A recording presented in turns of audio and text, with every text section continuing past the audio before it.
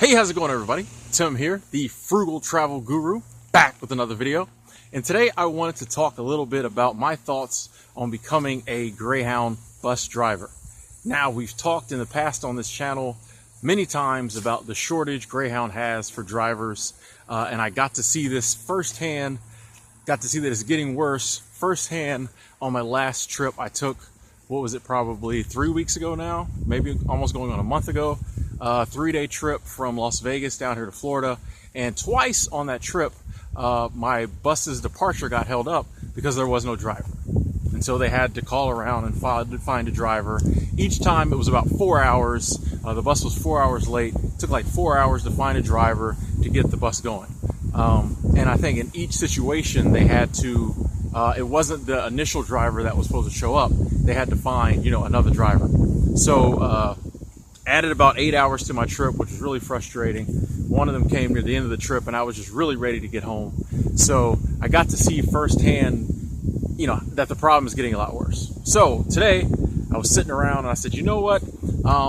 Anytime there's like a real issue with Greyhound, I like to, look into it best I can. So I was like, I'm going to look at, what it takes to be a Greyhound bus driver. I was actually going to do a video where I was going to be like, it was going to be kind of a funny video, and I was going to be like, more of y'all, I'm going to need some of y'all to become Greyhound bus drivers.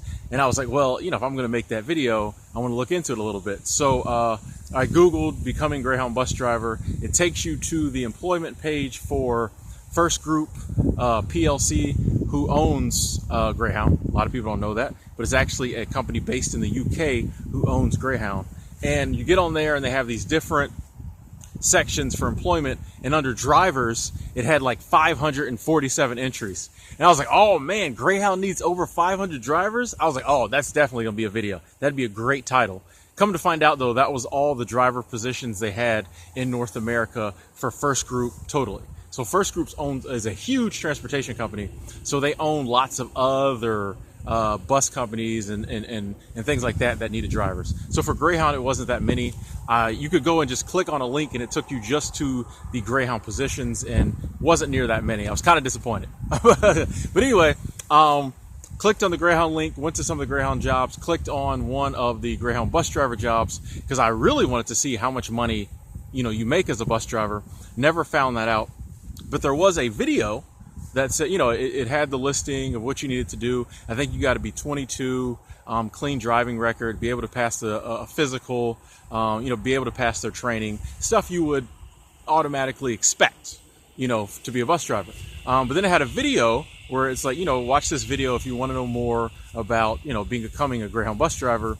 And it was a YouTube video, and YouTube's my jam. So I clicked on it, I started watching it, and about 3 minutes into the video, they were talking about driver requirements, and one of the things they said just floored me. It says you have to be on call 24/7, 7 days a week. When you start out as a Greyhound bus driver, and it can be for a number of years, because I watched more of the video and they mentioned it, and I read some of the comments below. But for a number of years, but certainly when you first start out, you have to be on call 24/7, 7 days a week.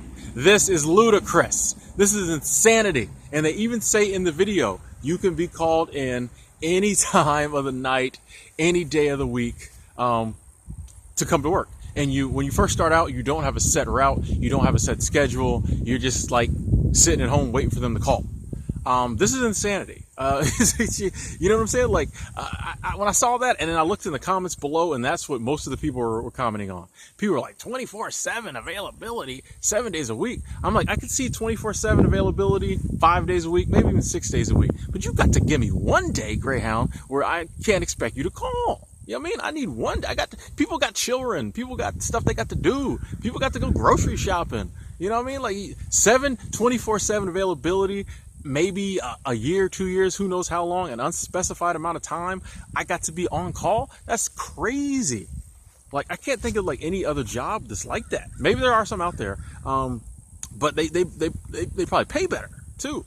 My thing is, like, if it was a different aspect of transportation, if it was say I was driving for tour buses or something like that, and they shot me a decent paycheck, and they said, all right, gotta have 24-hour availability, maybe. They'd have to shoot me a decent check too. There'd have to be some zeros per year on that paycheck, you know. But Greyhound, where you already, you know, a lot of people don't even want to think about becoming a Greyhound bus driver. A lot of people don't even want to ride the Greyhound. So you got to overcome the obstacle of that. Then a lot of people don't want to drive because they see the BS the drivers have to put up with. And then if you got somebody who's like, you know what, I like to travel. I might try this driving thing. I need a jobs. You know, then you tell them that for their whole life they got to be on call. Like, that's your whole life, 24/7, 7 days a week. You don't even get one day that you can sleep in and be like, nah, they ain't gonna call me today. I was like, man, this is craziness, man. But I mean, I just wonder, like, how often it happens. You know, if it's 24/7, 7 days a week availability, but it doesn't happen all that much. But from what I see, they're always calling people. My thing is, what's happening? You know, when you have these routes and they can't find a driver, like happened on my last trip. I don't know what happens with these original drivers that were supposed to drive. Are they just wore out from being on call so much, or what's going on? I just want to know, like, someone, if you're a driver and you watch this, I know a couple drivers watch this. How often do they call you? I mean, could I have worked, you know, 6 days this week and then they call me the 7th day to work again? And it also, since you don't have a set route, you don't know where you're going. You might be in New York and they send you, you know, you know what I mean? Like, you just don't know where you're going. And it also said, you may have to sit in the terminal for a while because you leave home and you go 10 hours away, then you got to wait to get a ride back, you know? So you're probably gonna, you know, Greyhound, I'm sure they're gonna wait until there's a bus for you to go back, that you can probably gonna have to drive. Like, I mean, it just, I don't know, man. I just was like, man, this is craziness. One of the things they didn't mention in the video was pay, but in one of the comments, someone said that somewhere around $24.50 an hour, but it depends on your home location. It was 80%. It said 80% of top pay, which worked out to be like $24.50 an hour. And it could take 3 to 5 years to get to top pay. And they said, and you might be on call for most of that time. So what would that be? Top pay somewhere in the 30s? I don't know. $30 an hour, something like that. $24.50 ain't bad, but I get the feeling that probably was, if it's based on location, then it's probably based on standard of living. So, you know, like, there's places in the country where people make a lot more money for the same jobs than they do other places because the standard of living is much higher. For instance, like New York City, you're going to make more money per hour, you know, being a janitor than you would down here in Florida, because it's just so expensive to live in New York City. So that $24.50 might be out of somewhere like New York or LA. I don't know. If that's just standard pay, that's decent. I can see jumping on that. You know, if that's standard pay anywhere in the U.S., North America, average starting pay, all right, kudos, Greyhound. I feel like that's a decent amount to drive your bus. This availability is still cray, but $24.50 ain't bad. And if 5 years from now I'm looking at a 20% increase, I mean, that's not overtime. I mean, that's not too bad. I also want to know, though, back to this availability thing. How many times do I get you calling me and me not coming in before I get fired? If it's like, okay, 24/7 availability, but they call me and I don't have to come in every single time, okay. But if it's like I get a strike every time I don't come in, and then 3 strikes, I'm fired, that's crazy. Let me know if you're a driver out there. Let me know how that works. I need details. Not for me. Honestly, I've been thinking about maybe a couple years from now, after I get some other stuff in order, I've been thinking about maybe getting my CDL, but I'll just go be a truck driver. Like, if I get my CDL, I'm gonna be a truck driver. I'm not gonna be playing around on the Greyhound bus and dealing with crazy people and you know, smelly bathrooms and all the other stuff that goes with it. I'll just go be a truck driver. And so, like, this isn't a video. If you work for Greyhound, you're watching this. This isn't a video trying to discourage people from. Let me get some good light here. This isn't a video trying to discourage people from driving the Greyhound bus. I want the deets. I want the details so I can, you know, tell people who might be thinking about it, you know, what's the truth.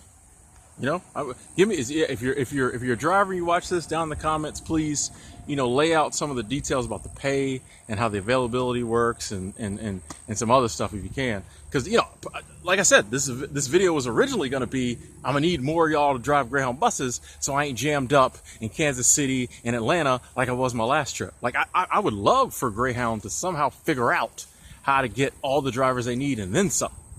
You know, let's work on that, people. If you're not a driver and you thought about driving Greyhound, or you're just a pretty smart person, in the comments, what could Greyhound do to get more drivers? Let's help Greyhound out. What can they do to get more drivers? Because I feel like that's one of the reasons you get a lot, I guarantee 30-40% of the complaints on Greyhound these days is, you know, the waiting on the drivers. You know, every time you're at a station and the bus just mysteriously hasn't come and they don't know, they're telling you, oh, you know, we'll check back in an hour, we don't know what's going on. That means they don't have a driver.